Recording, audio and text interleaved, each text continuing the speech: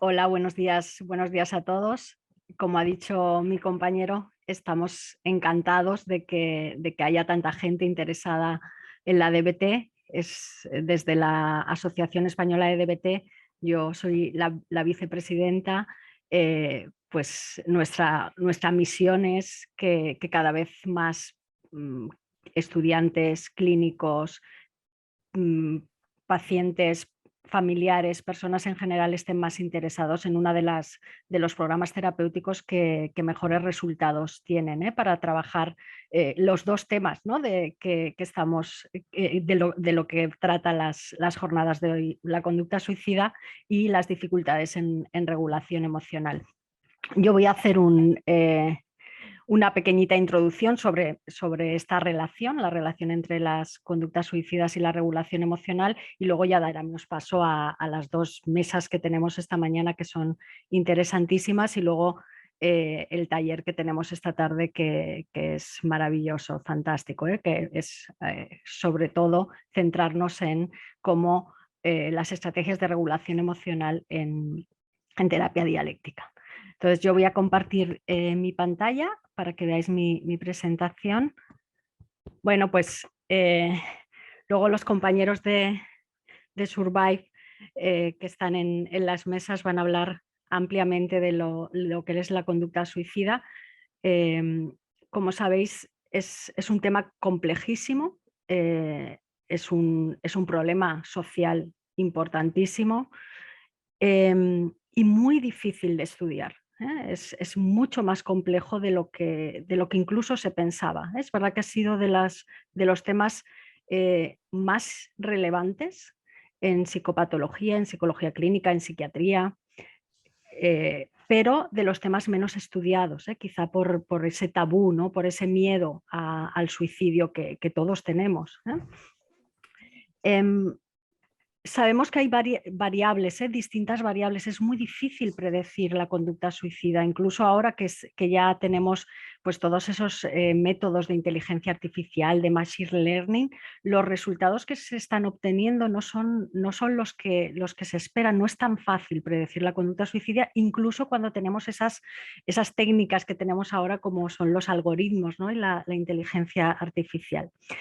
Sí que ya sabemos, ¿no? Que hay factores de riesgo, sabemos que hay variables que están relacionadas con el suicidio, y nosotros nos vamos a centrar aquí en la relación entre el suicidio y la regulación emocional. Ya tenemos muchos estudios, es un tema, una gran dimensión psicopatológica que llevamos estudiando desde hace tiempo, como son la regulación emocional y la conducta suicida desde más tiempo todavía, ¿no? Entonces ya tenemos muchos resultados de investigación de esa relación. Aquí os he traído un par de revisiones sistemáticas recientes, una realizada por compañeros de la Universidad de Málaga, en la que revisan 76 estudios en población tanto adulta como adolescente, y también incluyen población tanto clínica como no clínica. Y los datos apoyan, ¿no? esa hipótesis de que hay una relación entre la regulación emocional y el suicidio. Es decir, las personas con dificultades en regulación emocional presentan mayores niveles de tanto de ideación como de intentos suicidas. Pero esto es mucho más complejo de lo que parece, ¿no? Esa relación es compleja, ¿no? Aquí tenéis otra revisión de compañeros de la Universidad de Manchester, también del 2021, en la que aquí acotan un poquito más los estudios, porque trabajan, sí que incluyen estudios con población tanto clínica pero no clínica, pero solo adultos mayores de 18 años, y cuando hablan de regulación emocional van a hablar de dificultades en regulación emocional, y además medidas por esa escala que todos conocéis si estáis interesados en regulación emocional en clínica, que es la escala de dificultades en regulación emocional de Gratz, de Kim Gratz. Entonces, ellos acotan el estudio, la revisión sistemática, a estudios que hayan utilizado esta escala, ¿no? Encuentran 21 estudios, también encuentran esa relación claramente entre dificultades en regulación emocional, ideación y conducta suicida, pero cuando estamos a nivel de correlaciones eso es clarísimo. Cuando llevamos a niveles de regresión, de predicción, aparecen otras variables que pueden ser tan importantes o más importantes que la regulación emocional o que estarían mediando esa relación. Y hay variables implicadas que parece que salen una y otra vez, son la sintomatología postraumática, es decir, que habría dificultades en regulación emocional y sintomatología postraumática predicen mejor la conducta suicida, incluso a veces el propio diagnóstico psiquiátrico, el tener un diagnóstico psiquiátrico como el de TLP, es muy buen predictor de la conducta suicida.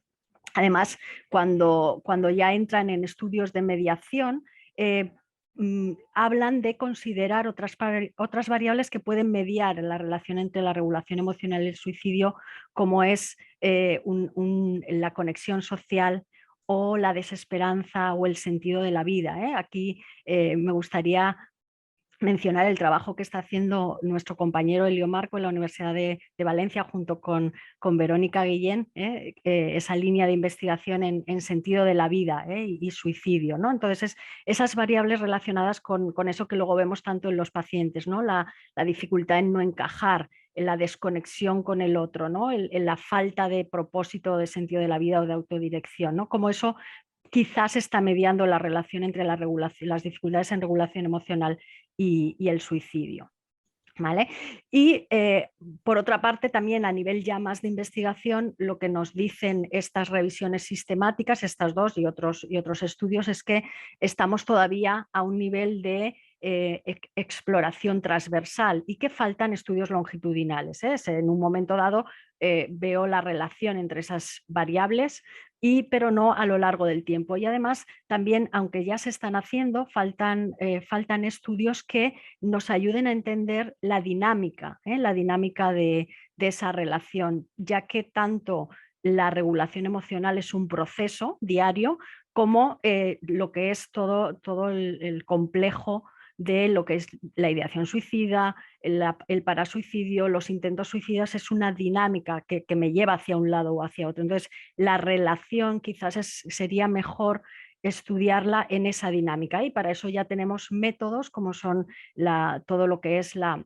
evaluación ecológica momentánea que nos pueden ayudar a entender cómo va cambiando diariamente la relación entre las dificultades de regulación emocional y las conductas suicidas. Incluso estos autores hablan de, como están hablando del DERS, luego hablaremos un poquito, ¿no?, de esas diferentes estrategias o habilidades de regulación emocional, cómo algunas habilidades pueden estar más relacionadas con la conducta suicida que otras dentro de la propia regulación emocional.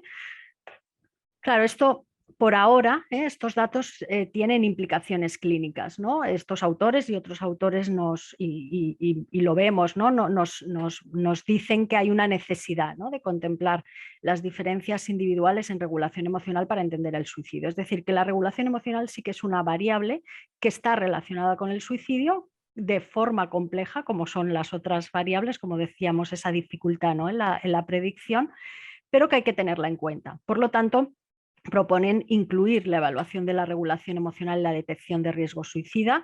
Ellos hablan de que quizás el DERS podría ser una buena herramienta. También es verdad que tenemos pocos instrumentos de evaluación de las dificultades en regulación emocional, pero el DERS es uno de los que está, pues por lo menos se está utilizando y se está depurando. Ya tenemos incluso algo para utilizar que tenga más utilidad clínica, que se pueda utilizar en el día a día diario, como es una versión breve del DERS que ha hecho Kaufman. Y además también hablan de contemplar de que si ya vamos teniendo datos que nos dicen, por ejemplo, que la regulación emocional cuando está relacionada con la conducta suicida muchas veces también aparecen síntomas postraumáticos, pues que tengamos en cuenta también esa sintomatología postraumática en todo lo que es la evaluación del riesgo suicida en nuestros pacientes, ¿no? Entonces, parece que lo que nos están diciendo los estudios es que hay una relación entre la conducta suicida y la regulación emocional clara y que, por lo tanto, es verdad que no puede ser que no es una relación simple, sino que es una relación compleja en la que tenemos que tener en cuenta otras variables, pero que vale la pena tener en cuenta la regulación emocional tanto en la evaluación del riesgo como en la evaluación de pacientes con riesgo de conducta suicida y claramente en la intervención, que es de lo que hablaremos ahora, ¿no? ¿Por qué no utilizar las intervenciones focalizadas en regulación emocional para trabajar también la conducta suicida? Vale. ¿Y por qué la DBT? ¿No? Pues es verdad que la DBT siempre, desde el principio, ¿no?, ha estado ligada a la conducta suicida. De hecho, es una cosa que la DBT siempre se ha relacionado sobre todo con el trastorno límite de la personalidad, porque los datos de validación de la terapia son en trastorno límite de la personalidad grave, pero esa gravedad se la daba al trastorno límite de la personalidad con el que Marsha Linehan desarrolló la terapia, propiamente la conducta suicida. En realidad ella en lo que quería trabajar era en reducir la posibilidad de que las personas con problemas de desregulación emocional realizaran conductas suicidas. Ella estaba más sobre todo interesada en el suicidio, y por eso llegó al TLP y a la regulación emocional, claramente. Y los datos también hablan de ello, o sea, tenía una muy buena intuición. Sabéis que la terapia dialéctica comportamental es uno de los programas terapéuticos con mejores resultados en la reducción de la conducta suicida.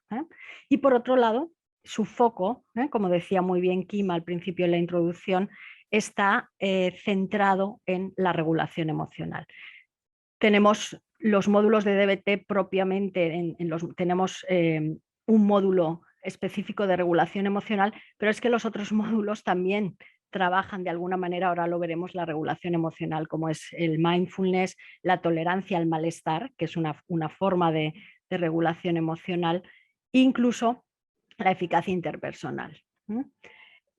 Además, para los que conozcáis la DBT cuando plantea su jerarquía de objetivos terapéuticos, claramente el primer objetivo terapéutico es la conducta suicida, tanto desde la ideación hasta el intento suicida. Por lo tanto, es prioritario para la DBT trabajar ese aspecto, y va a hacer todo lo posible por trabajarlo.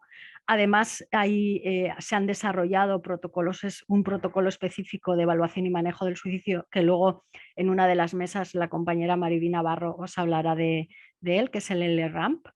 Y además, también, ¿no?, siempre ha estado muy presente en la DBT el estrés postraumático, eso que decíamos, esa relación, ¿no?, entre el estrés postraumático y la regulación emocional.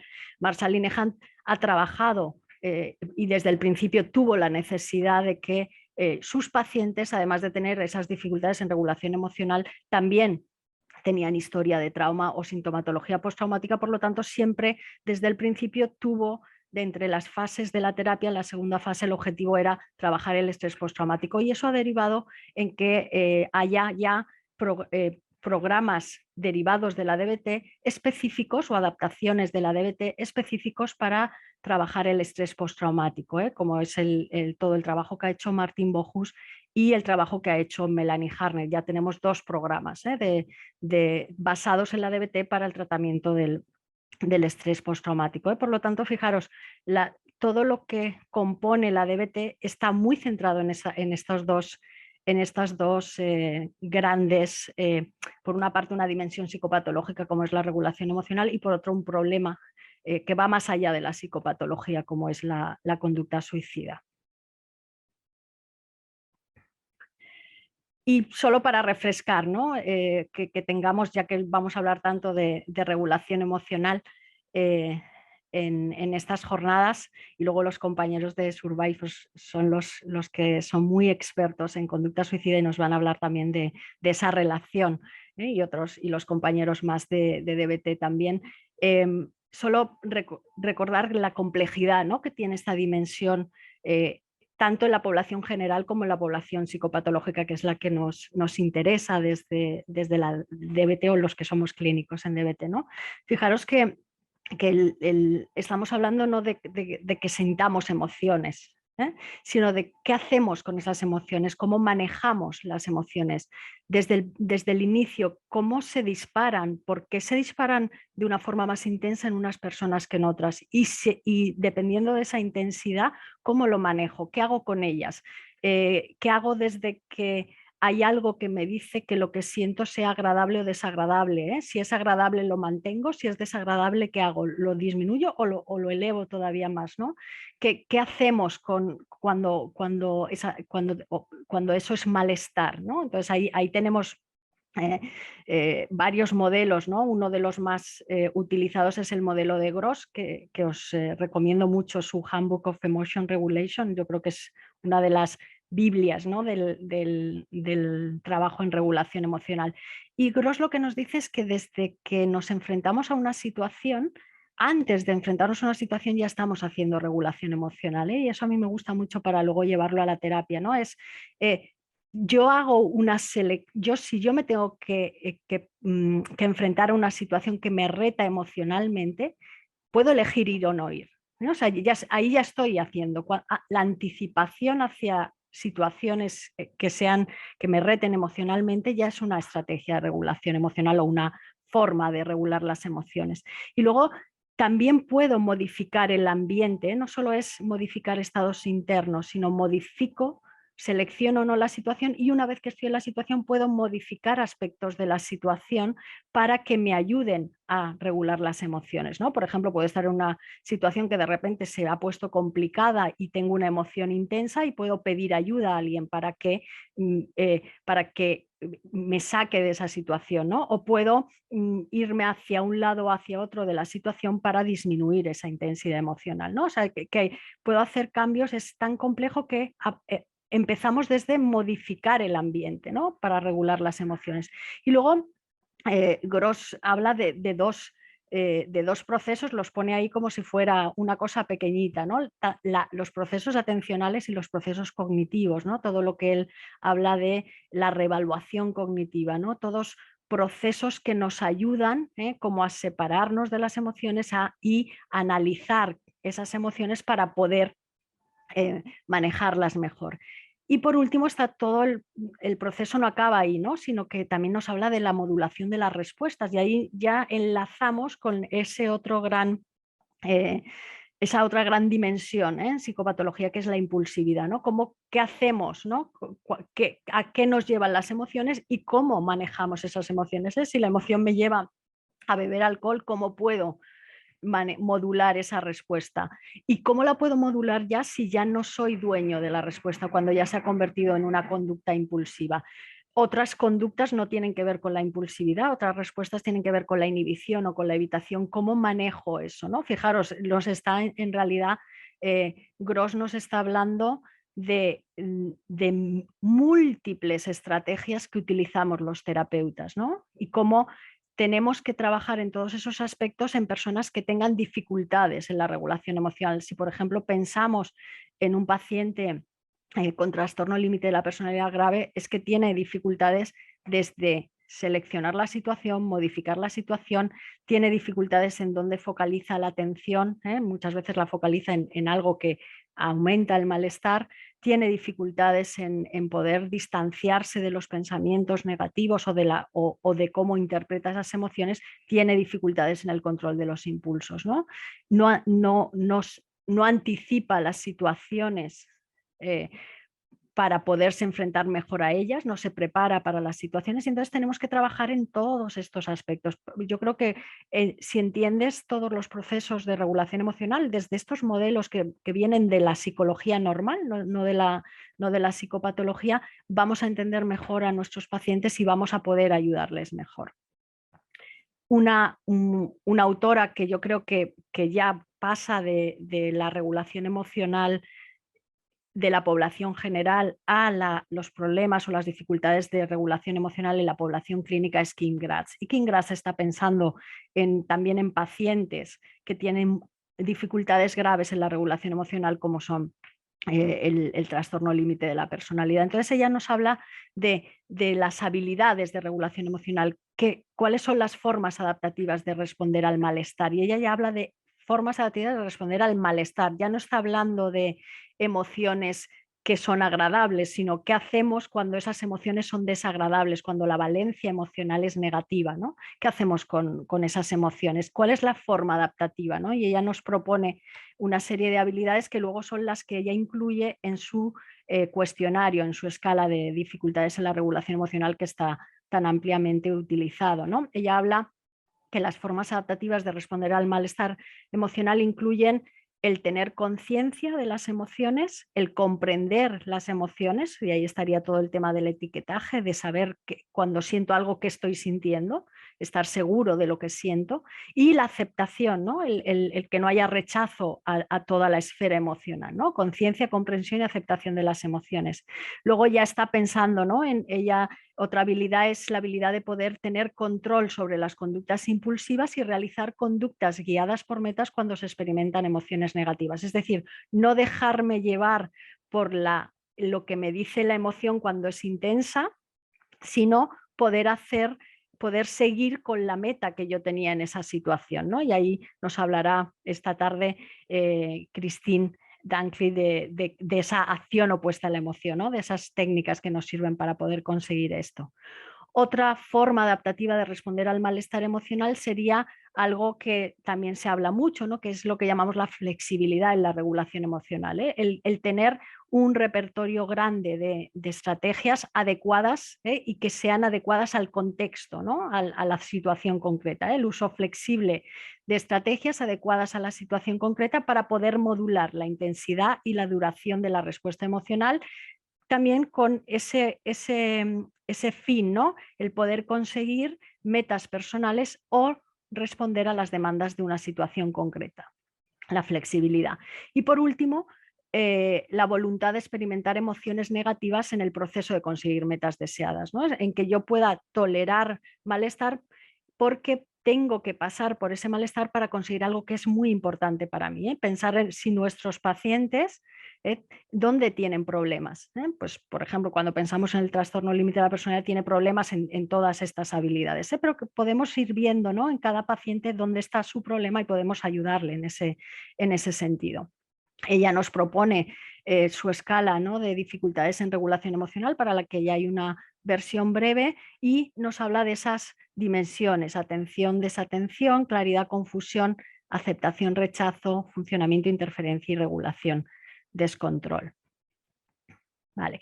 Y claro, a partir de aquí podemos ver cómo, si entendemos la regulación emocional, cómo las intervenciones que tiene la DBT o otras intervenciones fuera de la DBT son muy adecuadas, ¿no? Para trabajar en regulación emocional. Por ejemplo, todo lo que sabéis que en la DBT hay un módulo específico de mindfulness, pero el mindfulness nos permite trabajar esos aspectos de la regulación emocional. Fijaros, el mindfulness, así habla descrito de forma general, ¿no? Nos ayudaría a observar y describir sin juzgar las experiencias. Si lo llevamos a la experiencia emocional, se trata de observar y describir las emociones sin juzgar y con la voluntad de experimentar y participar en el presente. Estaríamos hablando justo de eso que nos dice Kim Grass, de aumentar la conciencia y claridad y la aceptación de las emociones. Además, el mindfulness, cuando lo cultivas, ¿no? Y cuando ya tienes cultivada la actitud de mindfulness, también te ayuda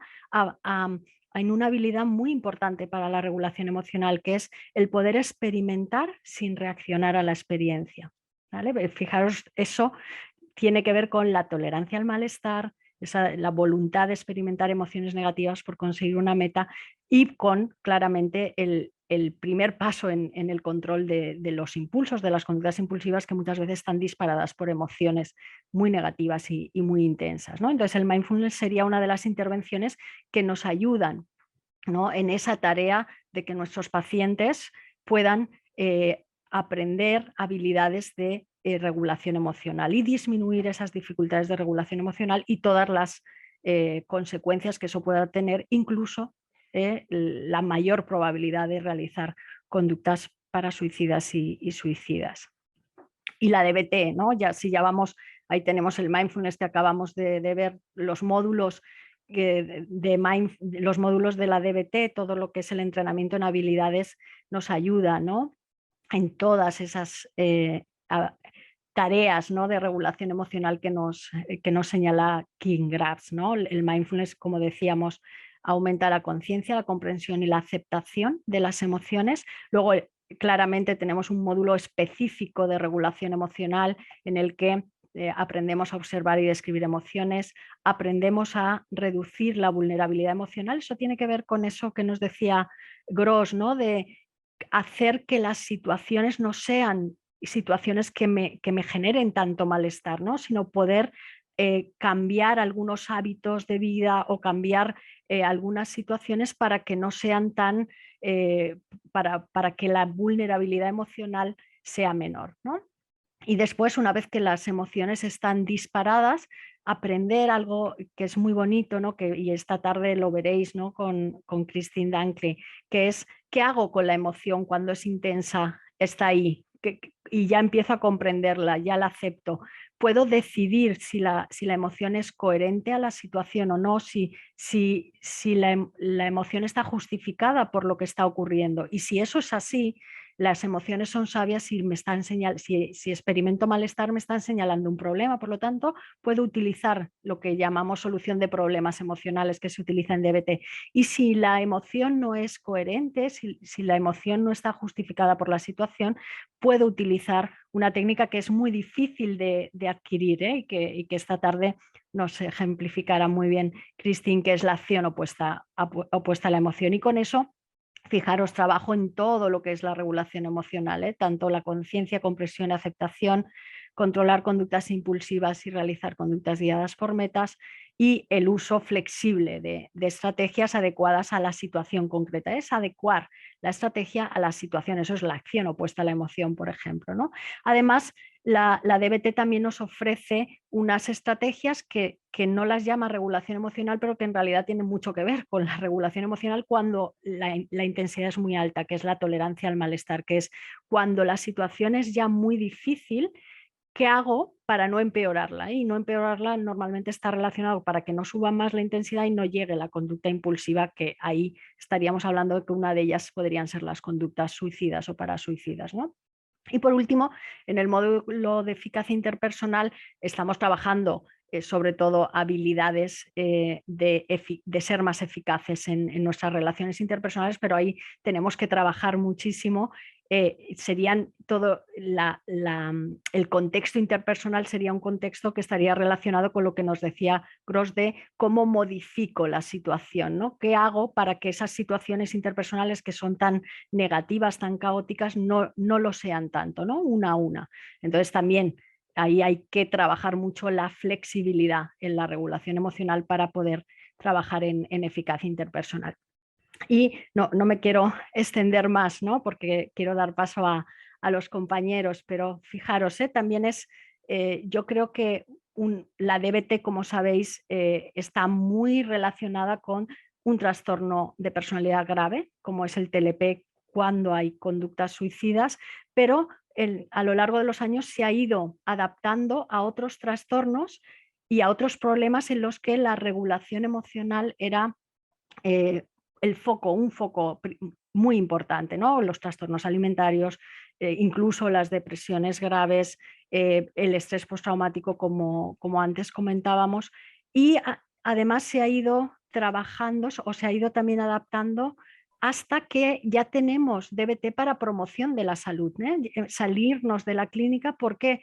Porque quizás las habilidades DBT pueden ser buenas habilidades generales, volvemos a los modelos de psicología normal de la regulación emocional, para aprender a regular las emociones de una forma que sea más adaptativa y nos lleve a menos problemas. A lo mejor podemos prevenir problemas psicológicos, psicopatológicos, utilizando las estrategias de DBT en promoción y prevención, ¿no? Como es uno de los programas más bonitos que tenemos ahora en DBT, que es la DBT for Schools, ¿no?, que es utilizar DBT para adolescentes en el contexto escolar. Y aquí tenemos también, eso lo ha trabajado el compañero Alec Miller en Estados Unidos y ahora lo está trabajando Mariby Navarro aquí en España. Y nada, para no alargarme más, simplemente ver, ¿no?, esa gran relación que hay entre la conducta suicida y la regulación emocional, y ahora os dejamos con esas dos mesas, una actualización en investigación en conducta suicida y la otra actualización en intervenciones basadas en la evidencia, donde los compañeros de Survive y compañeros de la Asociación Española de DBT nos van a ilustrar, ¿no?, sobre las últimas cosas en esa relación, la relación entre regulación emocional y conducta suicida. Así que muchas gracias y disfrutar mucho de las jornadas.